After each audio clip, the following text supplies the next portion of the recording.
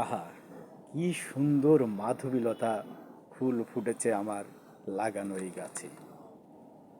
মাধবীলতা গো, মাধবীলতা, তোমার সাথে আমার নীরব কথা।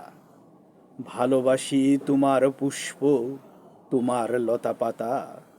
মাধবীলতা গো, মাধবীলতা।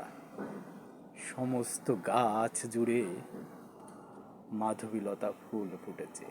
কি সুন্দর আর কি সুগন্ধি! এই যে সাদা ফুলগুলো আপনারা দেখছেন, এগুলো সাধারণত রাতে ফোটে।